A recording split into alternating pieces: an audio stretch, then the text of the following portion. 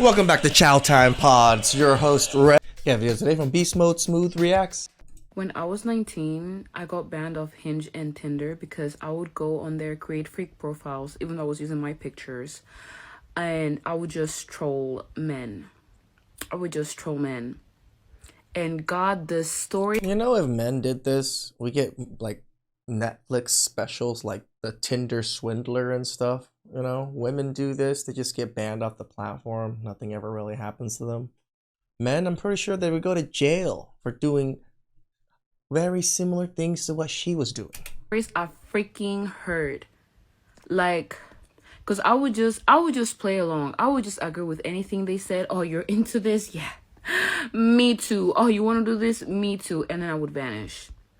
But then Tinder and Hinge got a whiff of my strange behavior, and I got banned. All right, guys, gotta talk about this interesting story from this content creator who's basically gonna be breaking down how these dating apps are doing. And spoiler alert, they're not doing too well. Okay, they're not doing too well at all. The other day, I was thinking about dating apps, right? And I was wondering how they were getting on. And it turns out that they are not doing great. Bumble's actually down 92%. 92%, 92%. So $6.12 USD at the time of his recording. Now, if we zoom out here at the time of my recording, it's $3.46, which is 95% all time. So it's actually gotten worse since the time of his recording. Insane. Bumble's actually down 92% since it first went public. And Match Group, the company which owns basically... Think about that for a moment. Match Group, mother chuckers, own Tinder, Match, Plenty of Fish, OkCupid, Hinge. Oh my geez. Those are like the 4 biggest ones. Match, Tinder, oh I guess Plenty of Fish is one. Yeah, those are 5 major apps.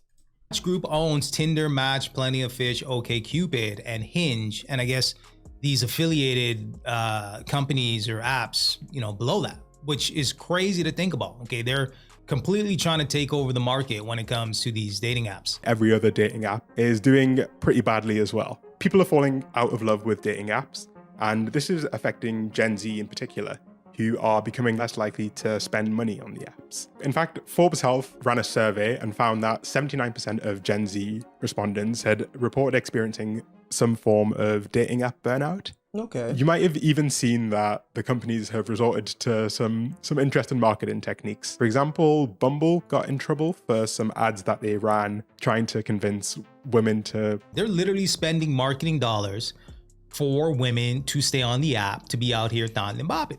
Right? You don't understand. You being celibate is not the answer, right? What the answer is you staying on the app and being so that ultimately it's going to attract men, and ultimately the men are going to pay for the subscription, right? Because if you don't have the perception of hot women on the app or an abundance of women on the app, the perception of that. I don't even think it has to be hot women, Beast Mode. I agree with you. There's just the abundance. As long as there's a lot of women on the app, men are all for it because we know it's a numbers game. Men are simply going to leave, right? They're not going to pay for the subscription. So they're literally using women's, I guess, sexual preferences or them They're trying being to guide women, whatever you want to call it. Yeah, they're literally using that for profit so that they can get men to come back. People weren't too happy with these adverts. Now, this is a far cry from the promise that dating apps made for us. When they first launched, it would be difficult to believe that around a decade later, they'd be launching $500 a month membership programs. Wow. If we try to understand how we ended up... Wait a minute, $500 for a monthly Tinder membership? $500? That's a car note. Insane. We maybe can come to some interesting conclusions, not just... Like, might as well just get a decent car and use that as a tool to get women. God damn. Just about these apps, but maybe about human relationships more broadly and the assumptions that we might make about each other. The first thing that's worth explaining is that the decline of these apps is in large part a signal of broader trends in technology. There's this idea of enshittification, the phenomenon of online platforms degrading the quality of their services over time. That's leading to an definitely true. overall decline in user satisfaction and overall value. This is something that's really broad across technology. It is best characterized through Airbnb, starting initially as a promised land where you could rent out a spare room at the fraction of the cost of a hotel, but ending up in a situation where people are paying $200 cleaning fees and have curfews and service fees for a rental. The most egregious example of enshittification is BMW, who in 2022 launched a subscription to just unlock the heated seats that were already in the car. Dating apps are not immune to this problem. Yeah, and that's the thing with these companies, right? It's all about dollars and cents. They don't give a damn about your experience and the service that you're receiving, right? They don't care about if you're happy or not. It's all like imagine buying heated seats and needing to pay $18 a month just to use them. Like, my geez. all about dollars and cents, right? So they get you through the door by signing up for these dating apps. But then what they'll say is, well, you know, if you really want to get that high quality date, if you really want to get that high quality match, you got to pay for it. You got to pay for it. But the reality is, if you're paying $500 a month, that's monthly, by the way, which is $6,000, that doesn't even guarantee that you're going to get high quality dates. Because let's face it, women like what they like on these dating apps, right? These dating apps are hypergamy on steroids, right? You need to have the perception that basically you're that dude, right? You have everything figured out. You have high quality photos. Okay, majority of guys don't really take photos like that. We're not taking shitty selfies over here, if any. 1,000 photos just to get one good photo. We're putting up 5 random photos and calling it a day, right? Yeah, pretty much just looking through where this looks okay. This looks okay. We're not like in the studio like, oh yeah, I gotta look good. Gotta get a perfect shot of the sunset or something. Hell no. So that right off the bat is probably going to disqualify a lot of guys, according to modern women, on the dating app. Plus, they want to view a lifestyle that you have so that they can simply insert themselves in that lifestyle. The most obvious manifestation of this enshittification is the idea that subscriptions are king. I don't know if you know this, but Tinder... You know, I hate the subscription model. I really do. Because I have to use one for work purposes. Adobe. You used to be able to pay $300 for Adobe and you'll get the Adobe, Premiere or whatever it is and all that. Now it's like I pay $50 a month to use all of the Adobe products and I can't get out of it because you can't just download the Photoshop or anything without the subscription. That's the problem. Actually has 3 separate subscription options on top of the $500 a month subscription plan. I see a fourth one. These look more like insurance plans gotcha. than dating apps. Tender ones. Free. Dating apps have not become immune from this subscription mania, and their monetization strategy has led to them feeling more like a gacha game. If you don't know what a gacha game is, it's a game that uses like a loot box mechanic where players buy in-game currency and use it to gamble. It's pretty much why phone games are making as much money as they are, is through this gacha system. Effectively. In fact, Tinder actually rolled out its own in-app currency that you could use to buy special features that would increase your chance of finding love. It's a very overt shift towards gamification, towards implementing game-like mechanics. That makes sense. In Okay, a non-gaming environment. The literal CEO of the parent company of Tinder is a man named Bernard Kim, who was the former president of Zynga.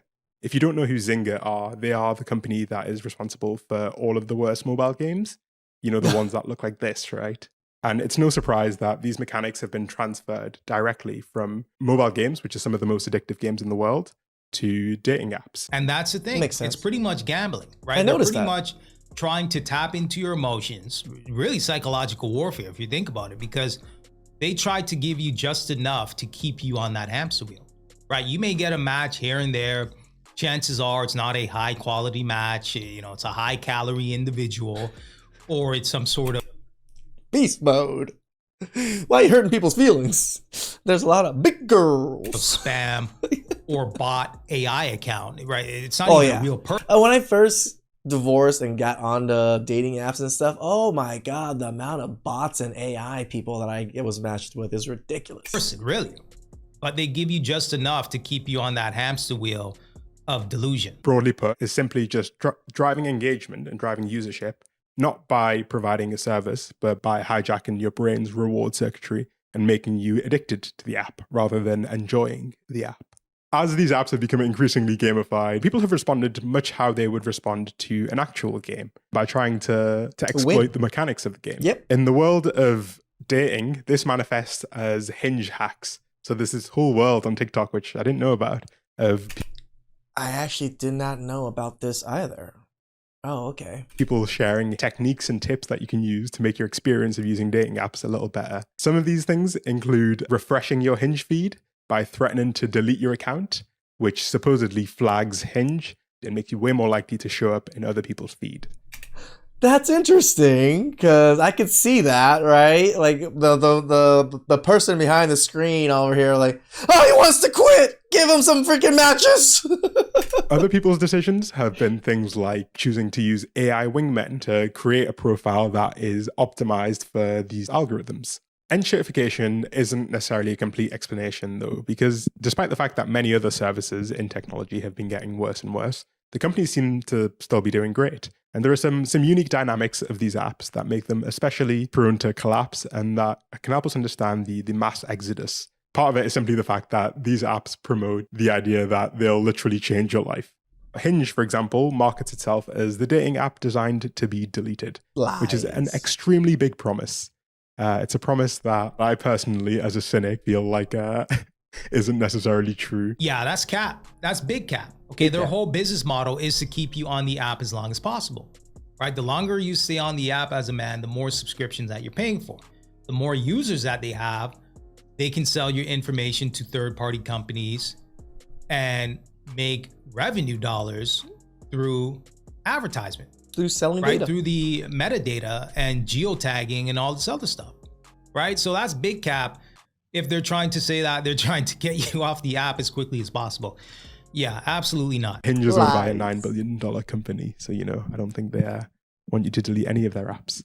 I should mention that I try to consult a variety of sources, and sometimes that leads you, especially with dating, down some uncomfortable rabbit holes. And so I want to maybe address a few preconceptions that people can often have after having had a bad experience with dating apps. They're not an enjoyable experience for anyone, regardless of gender identity. Around 80% of women report feeling some level of burnout, and around 74% of males report feeling some kind of burnout as well. Okay. The unenjoyable experience is pretty evenly split across the aisle. We have some very different problems that occur, but no set of problems is one more significant than the other. Interestingly enough, men outnumber women 3-1 on Bumble and Tinder, and yet women report higher rates of negative experiences. That's not to invalidate the fact that men obviously have... No, they just don't have enough of the chads, the chat-rones of the world on the app. That's why they're upset. Incredibly high rates of negative experiences, but rather to emphasize the fact that nobody enjoys the experience of dating apps. The grass isn't greener on anyone's side. Men are far more likely to experience feelings of rejection, feelings of being ignored, whereas it seems like the issues that women report are more... Well, they're different. They're different, at least, right? So a 2023 survey found that over half of women under 50 who'd used dating apps had been sent a sexually explicit message that they didn't ask for. Yeah, that's crazy. That's crazy. If that is true, over half of women on the app are saying that. Well, I think it's because that's how the apps are used. It's used for hookup culture. It's used to just, you up kind of thing. So a lot of men treat it as so. They don't treat it as you're going to delete this app or you're going to meet someone you're going to marry. No, you're going to find someone that you might be able to get inside. They received sexual explicit photos that they didn't ask for, I guess. I don't know about the photos thing because I don't think a lot of these apps allow you to send photos. Yes. Guys sending D-pics. Yeah, that's crazy. Which I think is an insanely high statistic. But generally, the issues that lead people to feel burnt out are more broadly the failure to find a good connection, being ghosted, being lied to, feeling rejected, and having boring or not substantive conversations. Now, let's maybe understand a bit more about the user experience and what kind of leads to these super high rates of dissatisfaction and whether dating apps are actually benefiting from this or not. Because it seems like they aren't benefiting from this huge level of dissatisfaction that people are experiencing. I want to explain a little term from economics called adverse selection.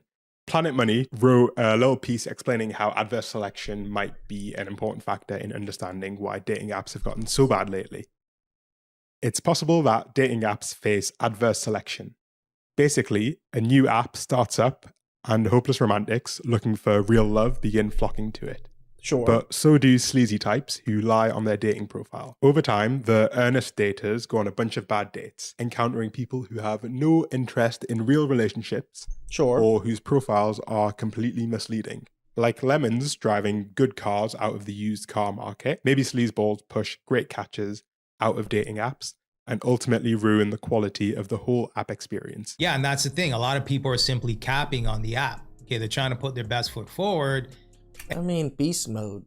Just women putting pictures on the app is already catfishing already. And you don't really know what you're getting yourself into until you actually meet the person. There's a lot of catfishing, profile fishing, and all this other stuff. As a guy, you meet a... This reminds me of, The Accountant. The Accountant 2, where, Stefan freaking pretty much just kind of hacked the system of the dating profile thing and just made him pretty much the best match possible for all the women. So he can just pretty much have women lined up talking to him. Yeah, that's pretty much what happens with a lot of these dating apps. Yeah, men learn very quickly what works, what doesn't, how sleazy can you be, and what type of women you can usually be sleazy with.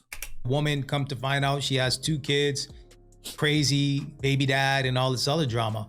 Yeah, you don't really know what you're getting yourself into. People go to a new app in the hopes of finding something better, and the cycle starts again. This idea of adverse selection is basically the idea that people can take advantage of, the meta on dating app to promote themselves as something they're not, and ultimately lead honest, well-intentioned users to feel like the apps don't have any other honest I wonder who's doing that in mass. users, because they're only interacting with people who know how to game the app. This is this whole idea of, hinge hacks or using AI tools to beat the system. It doesn't necessarily make you a better person on a date, but it makes you more representative of what the market supposedly looks like to someone who's just downloaded the app. And it makes people who download the app feel like everyone is awful. There is a way to actually minimize these bad apples. This is something that's actually been done before. If you can give the users as much information as you can, they can make more informed decisions, right? That's intuitive. However, the more information you provide... Well, that's the other side. That's a double-edged sword for women. The more information that men have on women, the less likely we would select these women. ...to those users, the harder it makes for the app to be gamified, because they can't rely on the fact that you don't know things about other people. This is most clearly shown in the fact that Hinge's premium program, Hinge Plus and Hinge X, they both allow you to actually add more information about yourself. They allow you to filter your dates by location, by activity, and to fine-tune exactly what you're looking for, which inevitably leads to a better dating experience and reduces this problem of adverse selection. And this isn't just theoretical. We can take the example of OkCupid, which has actually gone through a bit of a transformation from being a dating app that dealt with this problem of bad apples a lot better than the new school of dating apps into gradually becoming another Tinder clone. I found this comment of someone who described their experience, and I think it captures quite well what's going wrong with these apps. OkCupid used to be really great before they were sold off to Match. Match is the company that owns Tinder and Hinge and all of the other ones. It was a pretty simple concept that worked really well. Start people off by forcing them to answer at a minimum like 25 matching questions around things like politics, religion, handling money, hygiene, etc. Yeah, I mean, I would agree with this. Having these types of questions would definitely narrow down who would be a good fit for you. We say this, but again, most people are just scrolling through and looking to see if they're hot or not. All this extra information and stuff usually doesn't even really get uncovered until we actually meet each other. You would probably get less matches, right? Because everything is hidden behind a paywall.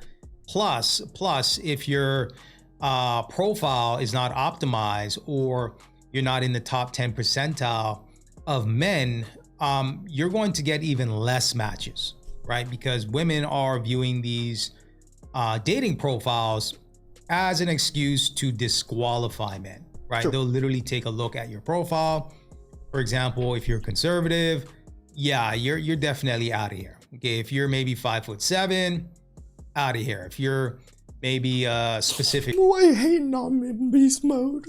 My 5'7" ass is gonna get out of here. religion or money perspective, if you're putting your, I don't know, your annual salary on your Whoa, dating whoa, profile. whoa! Who's putting annual salary on there? That's definitely going to disqualify you, assuming that you're the average guy, right? So True. although these questions are useful and will definitely help you out when it comes But to it's still be finding a gamified. better match, you're definitely going to receive less matches than ever before. So although I can definitely see the logic behind these questions, it's definitely a double-edged sword. But the kicker was that you also got to specify how you would like your potential match to respond to the same question. And you got to weight that response based on how much you cared about that particular question. After about 25 questions, you could always get a large enough sample size to match people, but it worked best at matching people that had answered over 100 questions each. It was like magic. Anyone with over an 80% match on that site always ended up being a surefire, amazing conversation. What this person is describing, without necessarily realizing, is this idea of adverse selection, right? The idea that just by having more and more information about who your potential matches are in terms of their interests, their likes, their personality, you can basically make dating apps be fantastic. However, the issue with that is that they can become a bit too good, right? And you end up in the situation where every person you match with is actually a pretty good person, and you're therefore extremely likely to quit the app. The ideal situation for these apps is this weird middle ground where they want you to find someone you like, but not too often, and not someone that you like too much, because then you delete the app. But they don't want you to have Jeez. zero matches The psychology in this dating app stuff is crazy. because that means that you'll delete the app super quickly. That's kind of the optimal model of a dating app, what's called a variable ratio reward, where you get a reward at an unpredictable interval, and you get a reward that's big enough every time to keep you chasing the next one, like a slot machine. And they're playing this like balancing game, and they're clearly not doing a very good job at it. When it comes down to it, ultimately, people want what they've always wanted, which is meaningful connection with others. And I think the real danger here is that people have been generalizing their experiences on dating apps as broader generalizations of how, quote unquote, society is today. And I think that's a big problem, because I would hope that most of us understand that, say, social media isn't necessarily a one-to-one representation of how people behave in real life. If True. you took Twitter posts, for example, to be the representation of how everyone behaves in general, you'd be scared to go outside. A lot of people aren't really True. approaching each other. This is why I'm not on X or Twitter. In the Well, I mean, like I have an account, but I've never even opened up the app really. real world, right? I mean, that's kind of dead nowadays. And to the few guys that are still approaching women, what you notice is some of these women don't even have the skill set to hold a conversation. Correct. Right? It's like talking to a brick wall sometimes when you're approaching women, right? So I think a lot of folks, generally speaking, when it comes to the single data market, don't really have the skill set to either approach / hold a conversation, or people are just simply not approaching because the system is rigged, right? Especially as a man. Well, technology itself has made people not able to have conversations. Everybody's texting, and how you text and how you actually hold live conversation is so different from each other that everybody's just so used to being able to reply or say whatever they want or readjust what they're saying, or even using AI to help them answer certain things. No, in real life, it's different. It's whatever your mind comes up with. You better fucking say it. Man, you got the Me Too movement, women telling men to leave them alone. They're good on their own. They're boss babes, independent, and all this other stuff. Plus, when you look at the dating apps, it's rigged for the average guy. It is. Right? So you have a lot of guys just simply. I mean, you think about like Hinge. I think women are able to filter height on that one. Just imagine women filtering height of 6 foot plus. They're only gonna get like maybe 100 men on the app. Maybe like 1,000 men on the app total that are that height. And then once they scroll through them all, they're done. Checking out completely, because it doesn't matter what system or what platform you're gravitating towards, the game is rigged. It's an algorithmic mirage. Yeah, exactly. It's an algorithmic mirage, right? These algorithms are so capable of building a mirage that makes you think that what they are showing you is simply a direct representation of what reality is, when it's been filtered through layers and layers of algorithms and psychology in order to fundamentally change how you interact with it. The good thing that we can take home from this is that people are ultimately voting with their wallets, which is by far one of the most effective ways you can actually create change. There's a big trend, you might have seen it, of run clubs now. A lot of people are joining run clubs in order to find love. And this to me is ultimately a good thing. It means that people are actually choosing to create their own alternatives, which is exactly what we need right now. I mean, this is how people used to meet back in the day, is actually having hobbies together and doing hobbies and enjoying your life. There's many, many angles you can approach this from, but ultimately the biggest reason they're doing so badly is that they're not providing the service that they promised. The collapse of dating apps doesn't mean the collapse of romantic love. It means that it's actually going to spread a bit more towards the places where it needs to be, towards these organic spaces. But then again, I'm also incredibly single. So, you know, take my words with a grain of salt. All right, guys. So there you have it. So yeah, let me know what you guys think about that. I mean, that would be wishful thinking for sure, where people started to meet each other organically again. But you need two willing participants. You need a man and a woman to participate in that exchange. And what we're seeing is that more and more men are checking out when it comes to the single dating market. Plus you have... He's right. Women want to participate. They just want to participate with only the top 10%. And men just don't care. These dating apps that's basically gaming the system, and the average guy has no chance, regardless of how much money you're spending on the app. $500 a month, it don't matter, because women are going after the top 10 percentile or even top 5 percentile, really, of men. Right? It's hypergamy on steroids. Correct. So you're pumping money into something where you're going to lose regardless, right? You talk about pay to play, you're paying to lose. Beast Mode is so right. Yeah, men are actually just paying to lose on these dating apps. This is why men have checked out. Men don't care for these dating apps anymore, and they're losing money. It's not the women that are paying, it's men, because men love women. And we want to be able to have access to women. We want to be able to try to get women. And these dating apps have failed. And men have realized. Bye. Please like, subscribe, comment down below. I really appreciate that. And